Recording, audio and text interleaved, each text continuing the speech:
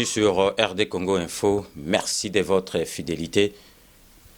Comme vous le savez, personne est sans ignorer que l'actualité politique Nambo Kanabiso est dominée par la disparition de Papa Étienne Tshisekedi. Oyo Azali l'un, pour ne pas dire opposant, Oyo a Oumela na opposition Nambo Kanabiso a Outaki Kotika Biso le 1er février. RD Congo Bomoni ezali kolanda yango nyoso tout depuis Kisasa ti awa bomona ki tozwaki opposant Jean-Claude Mvemba na Gare du Nord abandaki kokende kolela Papa Tshisekedi tolakisaki binope Roger Lumbala witaki Kisasa azali kokende Belgique lelo tozali nakati ya Royaume de Belgique plus exactement à Bruxelles place lelo dimanche 5 février 2017 bako exposé pour la première fois corps ya Papa Étienne Tshisekedi et puis Boyebiki Félix Mwana Naepe Ayaki Lelo à Zalawana et puis public et belé et Zalawana. RD Congo toujours dans l'actualité pour vous servir.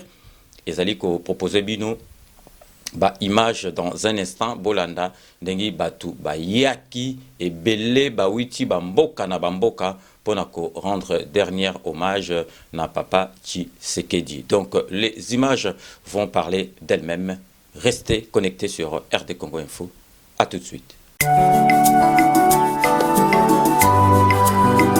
Onkolo tikaite minoko nyonso etatola kombo na yo. Donc toya na matanga ya Papa Tshisekedi. Là tu dois retenir que Papa nazalaki non violent. C'est-à-dire que na bitumbane to abundaki abundé na massacité abundaki na bambelité mais on a reconnaître que son total même la histoire Martin Luther King a lobaki le mot alobi mutu non violence aza mutu oyo azo créer des fêtes na kati ya moral ya adversaire na ye. Donc lelo atozo kutana sûrement que même bato bazalaki contre l'action na ye ba se retrouver awa ensemble pona action ya créa qui a non violence na ndenga memele ma makambu na ye. Donc aza vraiment un grand leader et c'est confirmé na ndenga bato ba belé awa parce que appliquer qui na ye non violence. Si connaît to ye ba fruit ya action na ya salagi nde to moni ya ba Mahatma Gandhi nde to moni ya ba Martin Luther King. Donc le long de to moni au peuple congolais vraiment que tata oyo atikaki kokota kotika action non violente na peuple na population na biso et puis je crois que ça victoire moya munene yango toye ko honorer vie action na ya non violence.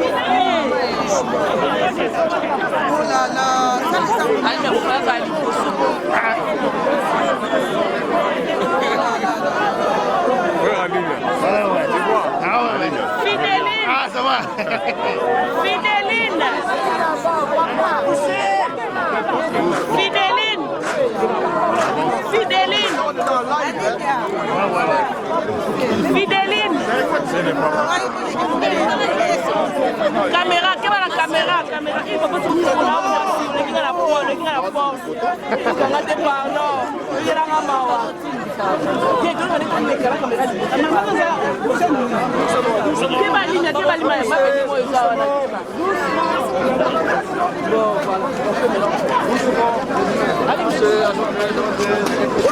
Pardon.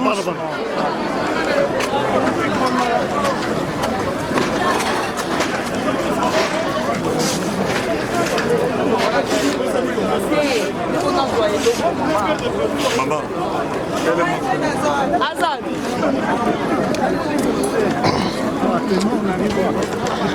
Dani.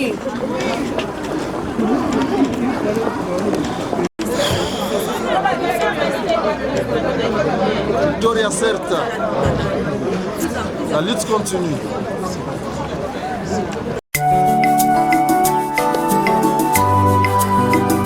Onkolo tikaite minoko nyonso etatola kombo na yo mabolongo ya bikelamu nyonso ya mokili ekumbamela yo po yo nde obongi nango basantu nyonso toyemba alleluya amen.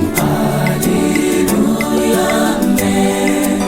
Kembona yawe Kimbona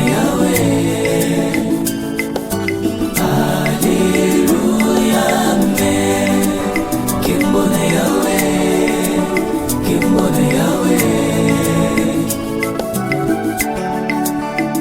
solo Yesu mokonzi na bakonzi kumu mobundeli nanga na bitumba molili ngai kona yepateo tabanzela nanga pelibota nanga ango ngai nazongisa kembolo kumusepa na yo.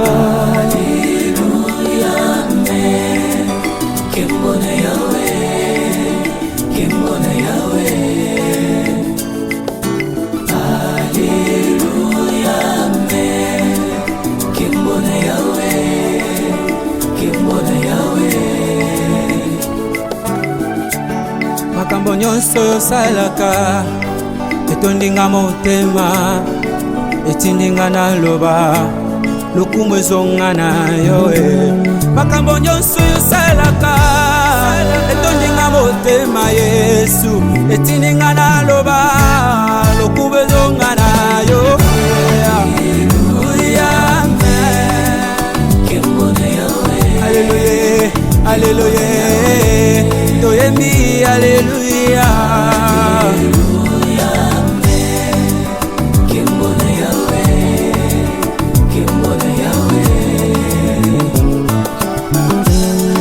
Salokotanga na se asabdai na tete na ngai apisanga kombo sika ango na yembeli Yesu we elika ya basantu we na yemela na ye no yemona ya sika. Haleluya kembona yawe kembona yawe toyembi haleluya.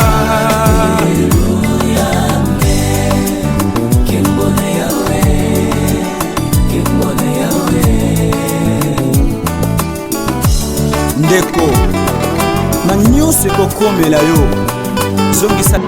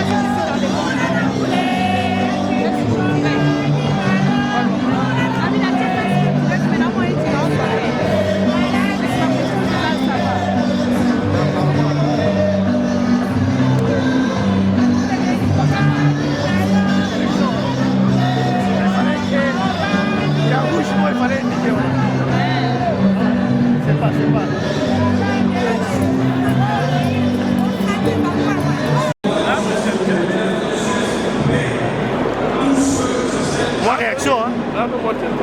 Moi réaction, le bâtard. Ouais, ouais.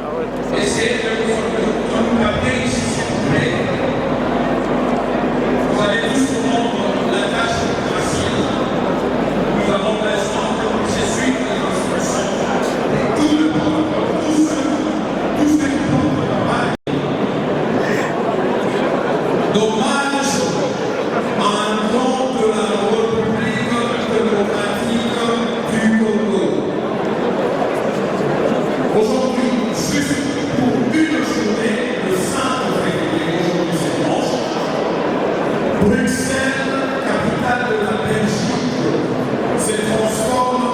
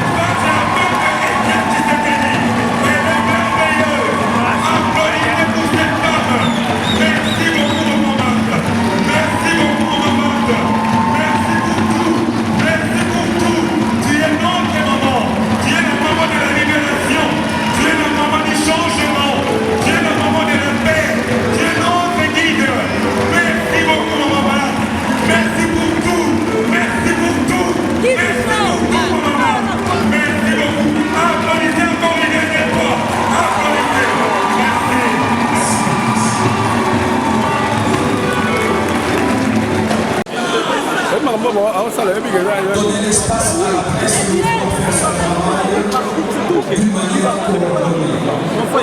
de faire son travail d'une manière coordonnée. Si tu ne peux pas dépasser ça, Aninga Mondete, s'il te plaît. S'il te plaît. S'il vous plaît,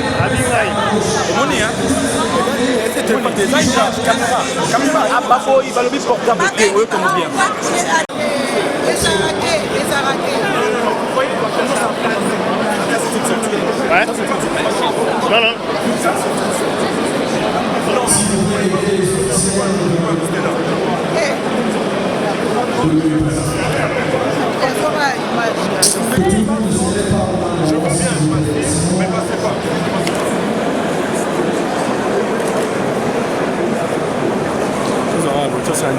franchement, c'est abusé quand même, ils ont raté. Il y a vraiment la coordination.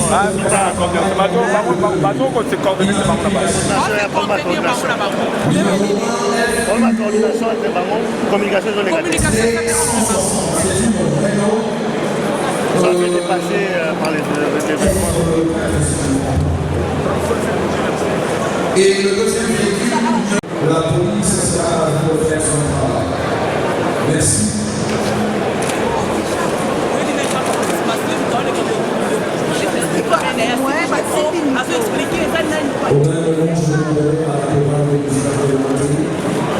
Avec un son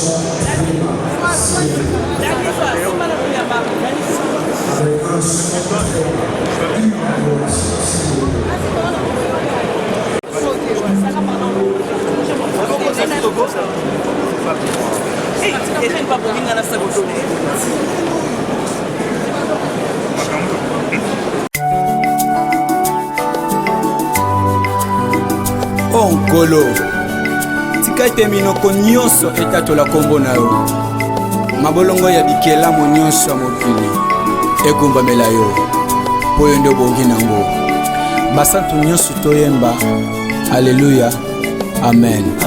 Aleluya, amen. Kembona yawe, kembona yawe. Aleluya, amen. Kembona yawe, kembona yawe. Kolo Yesu mokonzi na bakonzi kumu mobundeli nanga na bitumba molili ngai kona yepateo tabanzela nanga pelibota nanga ango ngai nazongisa kembo lokumu sepa na yo. Aleluya, amen. Kembo na yawe, kembo na yawe. Aleluya, amen. Kembo na yawe, kembo na yawe. Makambo nyonso yosalaka etondinga motema etindinga na loba lokumu ezonga na yo. Makambo nyonso yosalaka etondinga motema Yesu etindinga na loba lokumu ezonga na yo.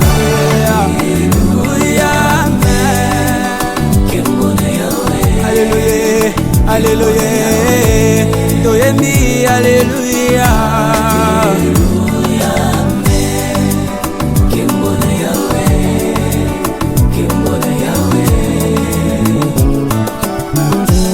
Yesa lokotanga na se, asabdai na tete na ngai.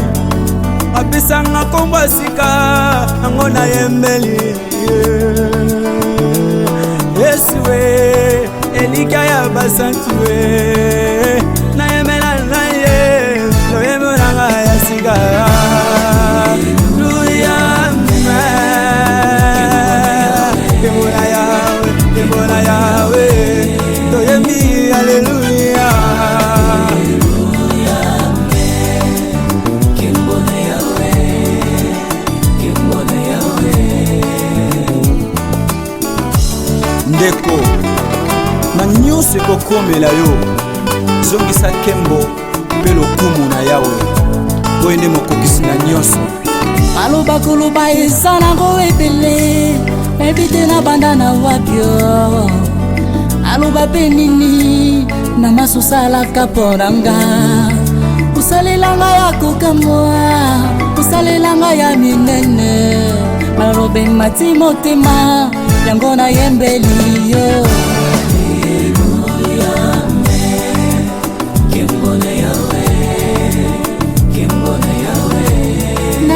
Hallelujah, oh. Hallelujah, Kembo,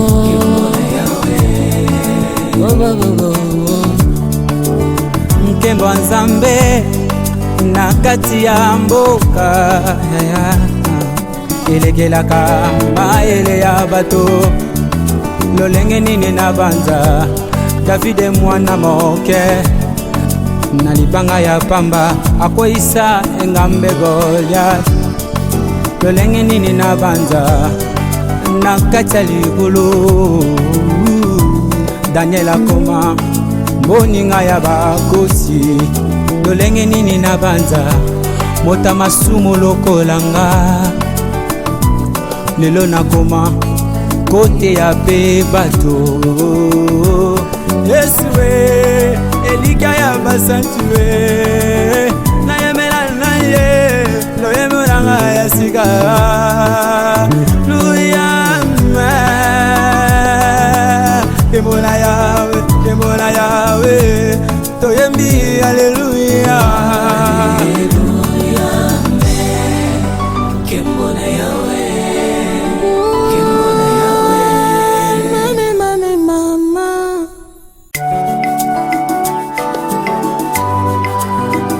Onkolo tika ete minoko nyonso etatola kombo na yo mabolongo ya bikelamu nyonso ya mokili ekumbamela yo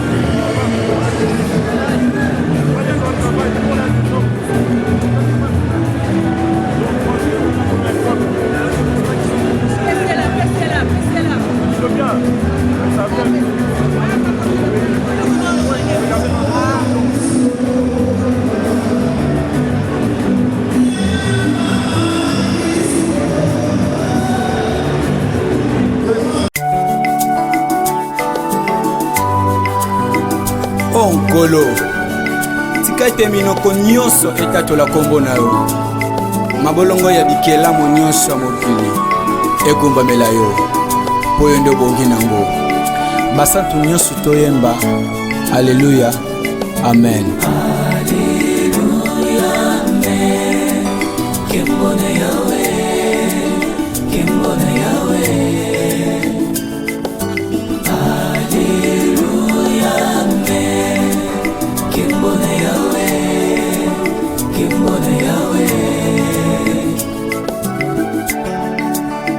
Kolo Yesu mokonzi na bakonzi kumu mobundeli nanga na bitumba molilinga ikona yepateo tabanzela nanga pelibota nanga angonga inazongisa kembolo kumusepa na yo Hallelujah amen kembona yawe kembona yawe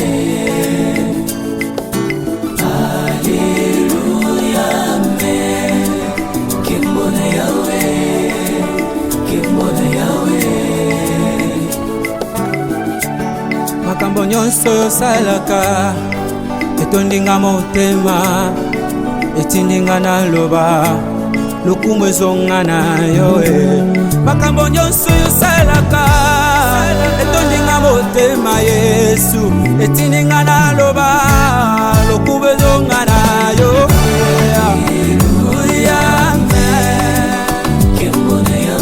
Hallelujah, hallelujah, toyembi hallelujah. Hallelujah, amen. Kimbona yawe, kimbona yawe. alinga lokotanga na se asaza identité na ngai apisanga kombo sika nango na yembeli Yesue elika ya basantu na yemela na ye loyemo nanga ya sika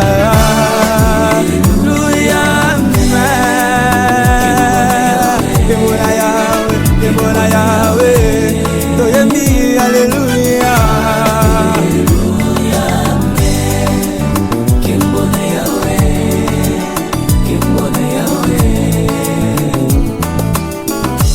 ndeko na nyonso ekokomela yo zongisa kembo mpe lokumu na yawe boye nde mokokisi na nyonso maloba koloba eza nango ebele ebite na banda na wapio aloba mpe nini na masusalaka mpo na nga kosalelanga ya kokamwa kosalelanga ya minene malobe mati motema yango na yembeli yo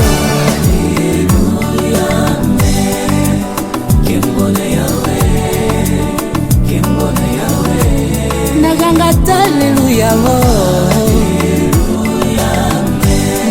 Hallelujah, Kembo,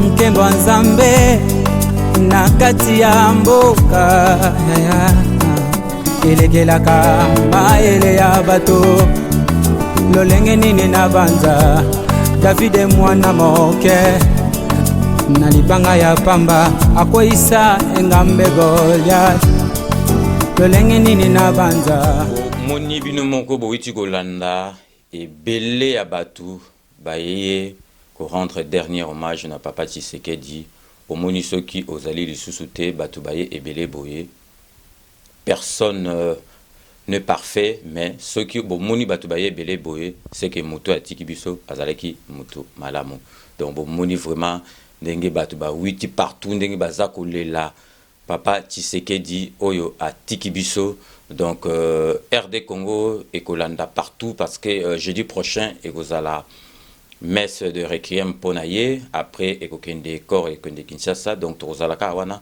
pona ko pesa bino actualité oyo ya politique ya mawa na ndengi papa Tshisekedi atiki biso. Je vais vous dire une chose avant de clore reportage oyo bomona ba image ezalaka ce qui derrière la caméra un professionnel a manipulé caméra. Donc son lobby boye vous aurez compris que derrière la caméra c'est Eugène Nutula. Restez connectés sur RD Congo Info et à très bientôt pour un nouveau numéro et tout le monde sera d'accord et il restera ici pendant longtemps. À très bientôt.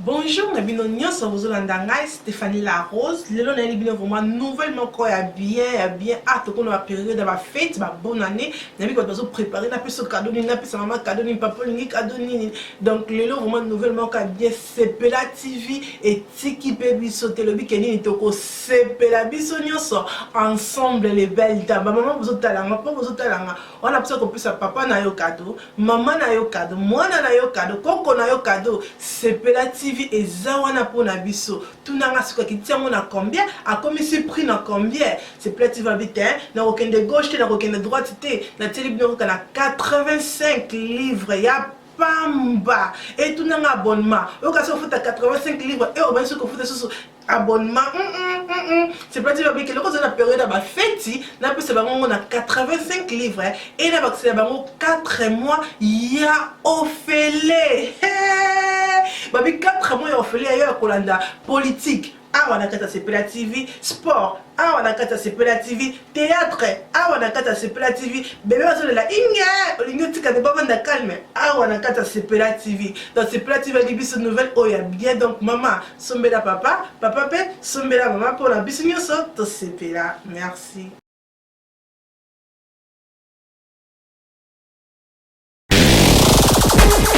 RD Congo Info. Tout le monde est d'accord.